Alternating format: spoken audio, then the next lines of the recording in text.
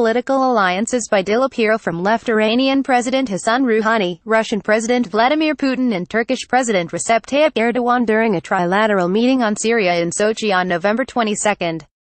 Mikhail Metzel Sputnik Up Dil Apiro Share Tweet Email Reddit Print Share Tweet Email Reddit Print Kaleidoscopic changes in West Asia have produced a constellation of power posing fresh challenges to the United States. The emerging alliance among Russia, Iran and Turkey gained its newest member in Qatar, thanks to a rash move by Saudi Crown Prince Mohammed bin Salman. Most alarming for America, Turkey is the North Atlantic Treaty Organization's easternmost member with the second largest military in the defense partnership. Qatar provides the Pentagon's Central Command with its forward base, the region's largest. The alliance is by no means the result of expediency. The elements undergirding it, geopolitical, economic and ideological, have long been in the making. It has been helped sharply by President Donald Trump's muddled foreign policy, a contrast from the coherent policies of the Obama administration with its commitment to democracy and human rights. Trump's repeated statement before foreign assemblies, "We are not here to lecture you on how to run your countries," is too vague to form the base of Washington's policy in international affairs. Even that mantra fails when Trump lectures Iran's elected rulers on how to govern. Iran's strategic importance was highlighted on November 27 when Turkey, Iran and Qatar signed an agreement naming Iran as transit country for trade between Qatar and Turkey. The move undermined Saudi efforts to isolate Qatar. On the world stage, the triad of Moscow, Tehran and Ankara has made its mark by acting as prime mover to end Syria's long-running civil war. But their economic interests have been in play for more than 2 decades and geopolitical considerations have a longer history. This is also true of Qatar. Since his bloodless 1995 coup against his father Emir Khalifa Al Thani, Emir Hamad Al Thani has focused on ensuring that his tiny sheikhdom does not become a vassal of Saudi Arabia.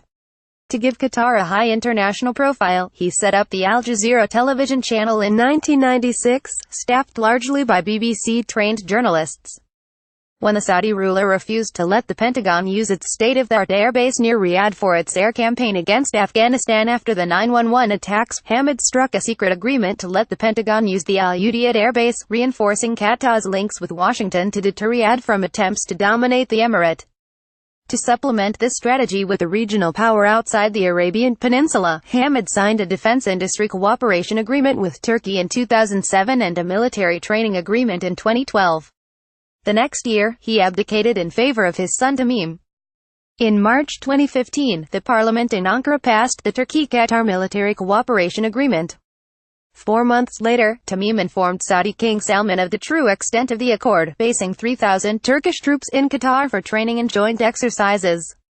The monarch reportedly welcomed the deal as a counter to Iran's growing regional influence. Almost 2 years later, with the ascendancy of Prince bin Salman in Riyadh, the Saudite axis of 4 Arab countries demanded that Qatar immediately terminate the Turkish military presence in Qatar and end any joint military cooperation with Turkey inside Qatar. The demand backfired. Ankara sent more troops to Qatar, and its tanks rolled through Doha, lending political and moral support to Qatar. The top demand of the Saudite axis for Qatar, curb diplomatic ties with Iran and close its diplomatic missions, ignored a critical economic element. The emirate shares a vast gas field in the Gulf with Iran. Overall, Saudi Arabia has ignored Iran's geopolitical strength. Iran has shorelines on the Persian Gulf, Arabian Sea and Caspian Sea and shares land borders with Pakistan, Afghanistan, Turkmenistan, Armenia, Azerbaijan, Turkey and Iraq. It has ample reserves of oil and gas. It shares a fluvial border with Russia in the Caspian Sea. In August 1992, Russian President Boris Yeltsin's government signed a contract to construct and operate a civilian nuclear plant near the Iranian city of Bushehr. After long delays, the facility started producing electricity in 2013. Later, Iran and Russia signed an agreement to build 2 new nuclear reactors at the Bushehr site, with an option of 6 more at other sites. During protracted negotiations between Tehran and 6 global powers on Iran's nuclear program, Russia favored a moderate line in contrast to the hard line advocated by France, with the United States taking a middle position. Military cooperation between Moscow and Tehran started in 2007 when Iran inked the $900 million contract for 5 Russian S-300 missile batteries. Delivery started 3 months before the landmark July 2015 deal on Iran's nuclear program, with Russia shipping an upgraded version of the S-300. In September of that year, Russia intervened militarily to bolster President Bashar al-Assad of Syria, where Iran had been aiding his government with weapons and armed volunteers in the civil war. This led to Moscow and Tehran regularly discussing military planning for Syria. Russia's Vladimir Putin and Assad share the view that groups raising arms against an established government must be termed terrorists. Strategically, Putin was keen to maintain a base in the Syrian port of Tartus to maintain a Russian naval presence in the Mediterranean. In November 2015, Putin attended the Summit of Gas Exporting Countries Forum in Tehran. While meeting with Putin, Iran's supreme leader Ayatollah Ali Khamenei reportedly praised his interlocutor for neutralizing Washington's plots, adding that economic relations between the two countries could expand. To his delight, Putin relaxed an export ban on nuclear equipment and technology to Iran. In an unprecedented gesture, Tehran let the Kremlin use its Hamadan military base to launch aerial strikes on a range of targets in Syria in August 2016, enabling the Russian Air Force to cut flying time for warplanes and increase payloads. The following April, Sputnik News reported that Moscow and Tehran were considering the sale of Russian fighter jets to Iran and a joint venture for Iran to manufacture Russian helicopters under license. For Russia, events in Turkey also moved in its favor. In September, Turkey strayed from the North Atlantic Treaty Organization's Protocol when President Recep Tayyip Erdogan announced that Ankara had transferred money to pay for Russia's S-400 missile system. A North Atlantic Treaty Organization official admitted that the alliance had not been informed about the deal's details. Dismissing possible NATO objections, Erdogan declared, "Nobody has the right to discuss the Turkish Republic's independence principles or independent decisions about its defense industry." Turkey ranks 17th in the world for gross domestic product, yet has no energy resources of its own while sharing borders with hydrocarbon-rich Iran and Russia. As early as 1996, Turkey signed a natural gas contract with Iran starting at 2 billion cubic meters in 2002. In 2008, Turkey and Iran inked a Memorandum of Understanding on natural gas production and export. This envisaged Turkey investing in the development of Iran's gigantic South Pars gas field and pipeline construction to deliver Iranian gas to Europe via Turkey and also supply the Turkish market. Once the United Nations and the European Union lifted sanctions on Iran in January 2016, there was a spurt in Turkey's imports of Iranian oil. During the first 7 months of 2017, Turkey imported 7.4 million tons of crude, up from 3 million tons for the corresponding period in 2016. In February, Putin ratified a deal to build the 1,100 kilometers Turkish Stream pipeline, foreseeing 3 decades of Russian-Turkish collaboration to transport Russian gas across the Black Sea into Turkey and southern Europe. The news came weeks after the successful co-chairing of peace talks for Syria's civil war by Russia and Turkey, backed by Iran, in the Kazakh capital of Astana. On the eve of Trump's inauguration in January, Moscow sent a last-minute invitation to the United States. The incoming administration sent its ambassador in Astana as observer.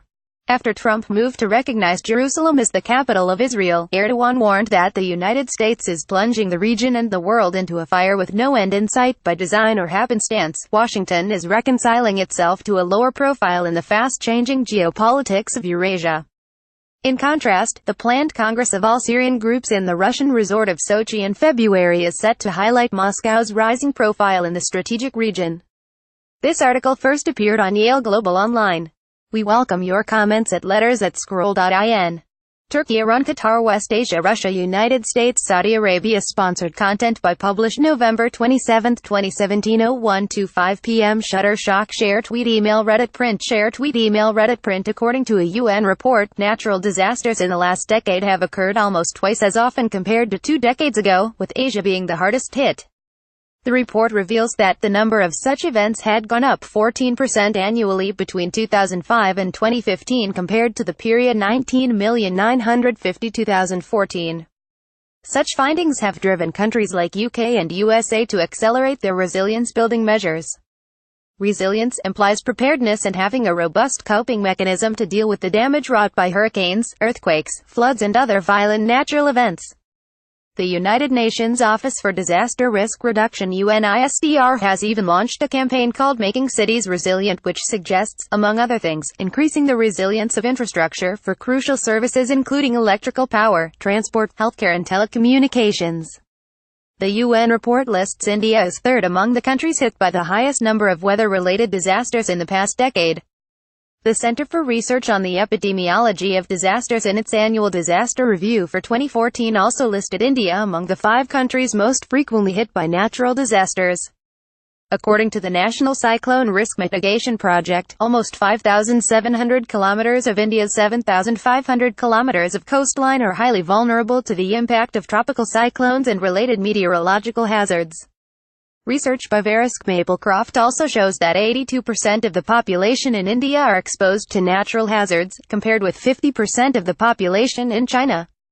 What is also disturbing is the increased vulnerability of populous Indian cities to the effects of these natural disasters, caused by growing population density, haphazard construction activities and inadequate preparedness. The recent Mumbai floods, which crippled the city in August 2017, for example, were exacerbated by the city's out-of-date drainage system and unbridled construction over the city's natural nullas, which otherwise could have effectively drained excess water. A report on world disasters by the International Federation of Red Cross and Red Crescent Societies (IFRC) lists Mumbai among the 10 most vulnerable cities in terms of floods and earthquakes. A survey shows that, on an average, 21 Indian cities scored between 2.5 to 4 points out of 10 on governance parameters that measure preparedness for disasters. Regions like the northeast in India are particularly susceptible to natural disturbances like earthquakes, floods and landslides. According to the National Flood Commission, Assam, for example, accounts for 9.4% of the total flood-prone area in the country. The Commission estimated that due to floods, Assam suffered a loss of Rs. 3,100 crores in the past 5 decades. The whole of Brahmaputra Valley in Assam is in fact considered one of the most hazard-prone regions in the country, with more than 40% of its land, 3.2 million hectares, being susceptible to flood damage. All these point to the need for resilience-building measures, particularly to protect crucial infrastructure like electrical power, one of the first casualties during a natural disaster. For example, when Hurricane Sandy struck the U.S. East Coast in 2012, about 2,427 utility poles were toppled or broken, reportedly shutting off power to more than 8.5 million households. Back home, when Cyclone Warda hit Chennai in December 2015, power supply was disrupted in the city and its neighboring districts of Kanchipuram and Tiruvallur. Reports said thousands of concrete poles just collapsed and reportedly 32,000 poles had to be replaced in the 3 districts.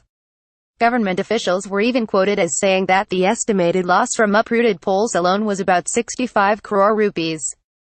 Inability of electricity poles, also called utility poles, to withstand strong winds contributes significantly to the disruption of power supply during such natural occurrences. So how can critical infrastructure like electricity poles be saved during a disaster like a cyclone? One way could be to use better suited material. When Typhoon Ramasun hit Guangdong in China, more than 70,000 concrete and metal poles collapsed. Earlier, in the aftermath of the massive Chuatsu earthquake in Japan in 2004, about 3,400 utility poles supporting communication cables were broken or toppled. A post-event assessment revealed that many of the damaged poles were concrete. Concrete poles are comparatively difficult to repair or replace because of their weight and dependence on heavy machinery to install them. Besides, concrete has low tensile strength and often requires the use of materials like steel for reinforcement. When moisture seeps in through cracks in the concrete, the steel reinforcement rusts, leading to further deterioration of the concrete pole. There have been other instances of concrete and metal poles being completely destroyed by natural forces.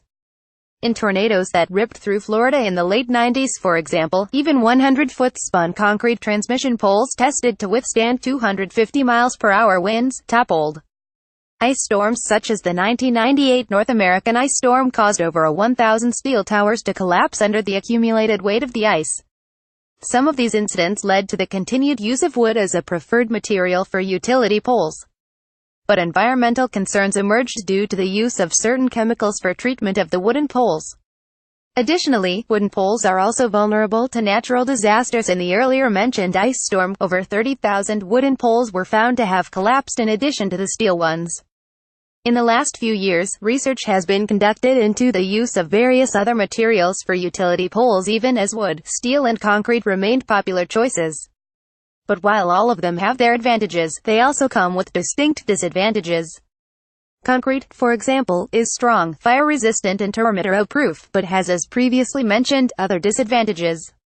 Galvanized steel offers similar advantages as concrete while also being lighter. However, it is also expensive, energy-intensive to make, and hazardous since it conducts electricity. Wood, traditionally a popular material for utility poles, is also prone to decay and termite attacks besides having low resistance to fire when unprotected. All these factors have led to the development of new materials such as fiber-reinforced polymer FRP, which have proved to offer durability even during high-intensity typhoons. For example, in the Ramasan typhoon mentioned earlier, a group of FRP utility poles were found to stand firm even when exposed to strong winds. These poles are made of a special kind of high-strength, high-flexibility polyurethane composite material called Elastolit developed by BASF. The poles have a strength that is easily 10 times greater than their weight and are only 250 kilograms, making them easy to transport and install them virtually anywhere. They are more durable and resilient than concrete poles, can withstand severe weather conditions and can also be optimized for specific conditions. As in the case of Guangdong in China, replacing concrete poles with these FRP poles in areas facing high exposure to natural disasters in India has the potential to reduce the disruption caused to power supply during such events. To know more about BASF's initiatives in this regard, click here. This article was provided by the Scroll marketing team on behalf of BASF and not by the Scroll editorial team.